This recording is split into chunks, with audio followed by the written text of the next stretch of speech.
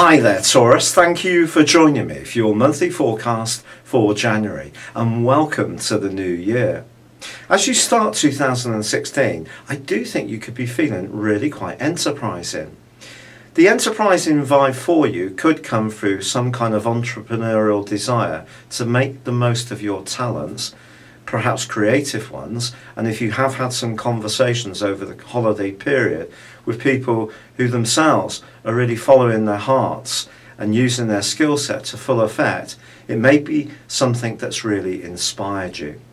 And as this new year begins, there is a major change. And that sees Mars, the power planet, shift from a very precise location into one that's to do with your relationships. Now he's going to be going through this part of your horoscope for the following 6 weeks. So pretty well for the rest of January, beyond into February, but will come back absolutely in June and July. So there's going to be a lot of activity around the way you interact with other people. But Venus, your ruler, is in the very deep, passionate 8th house. And that's an area which really can stir you up in a very positive way. It can give you a desire to do better, perhaps around money, perhaps around increasing the spark of attraction in your love life. And with the Sun and also Saturn on very good terms as this new year begins, the ability to merge creativity and new thinking with hard, solid and thorough actions is very strong. Now of course Saturn does get a bad press, and it gets a bad press because it is a difficult influence in some ways, and it is asking you to be very disciplined about your resources. It's going to be clashing with your ruler at the start of week 2, and there may be something that happens at the start of that week where you think you may have to make some kind of economy or change, but by the end of that week you will come up with a new solution which in itself can be very enterprising. But also this can be a month which sees some plans change or tread water, and this is because of the roles of Mercury and Jupiter. Mercury moves into Aquarius on the 2nd. By the 5th it's rewound, it's rewinding in a retrograde, and by the 10th it's passed back into Mercury. It's going to be in Mercury through to the 25th. Now for you this is a good thing because this is another earth sign, and it just suggests any opening up in your world that you want to do needs to be thoroughly researched and thought through. But it also means something that you had thought you were going to do may need a little bit more attention, and it might be more towards the end of this month before it really starts to gain traction, and that could cause a degree of frustration. However, Pluto, such an influential influence for you, is clashing still with Uranus the first 3 months of this year, and of course this month, and that's going to get caught up with Mercury too, particularly in the last 2 weeks of January. So if you do want to open the clutch up and do something that's more varied, you just have to be aware of how this will make you feel. Change is not always easy for Taurus people. You do like what you know. Familiarity very rarely becomes suffocating for you. It gives you a sense of security and comfort.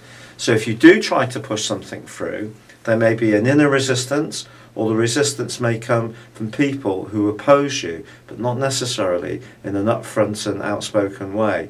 So if there's something exciting you're planning, you probably need to work well with others, and that's where the role of Mars comes in. It's asking you not to be too aggressive about your ideas and to try to develop a sense and spirit of cooperation.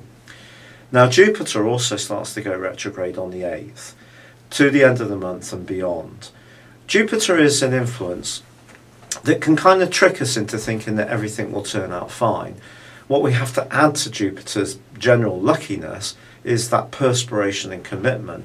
And because he starts to twist backwards for you in a very creative area, and also one that can influence your relationships, don't take anyone or even your talents for granted. You have to put your shoulder to the wheel to apply them. That's the lesson of Jupiter, but it is going to broadly still be very helpful to you right through to September. So you're not going to become unlucky, you just can't take things for granted. That's the crucial issue. Now on the 10th of this month, there is a new moon. Ordinarily, this new moon would get you thinking about holiday destinations, higher education, all sorts of desires to be a bit freer. And that can happen here, but this one clashes with Uranus.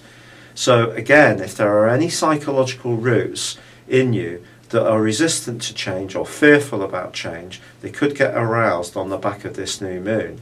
Could see quite a frank discussion, and someone may tell you things about yourself that you're not so aware of. As I said before, a money issue, a financial worry could be to the fore at the start of week 2, but think outside the box, be flexible, and a solution can be found. The last phase of this month really starts to kick in from the 21st as the sun gets its foothold in the sign of Aquarius, which for you is all about ambitions. There is a full moon on the 23rd in Leo, suggesting if there are home issues or the foundations in your world make it difficult to chase your ambitions as much as you would like, maybe there's something that needs realigning that you will have to grapple with around your work-life balance. Could be that home and emotional and family needs are actually stopping you from exploring your full talents, or it could be the opposite way round. You're so busy with work, you're not really having enough time to spend with the people who really matter. But the sociability that comes with Aquarius, along with the ambition, is going to be boosted once Mercury returns to Aquarius on the 25th. And it's all about people. It always is life. And your ability to cultivate and get along with people is really going to be important to those ambitions. And even if there are some delays and you do have to rehash things, go again, I do feel by the end of this month you will be feeling much more positive, even if you have found out a lot about your own deepest motives during the process. It's been a real pleasure being with you. Thank you for joining me. Good luck and goodbye for now.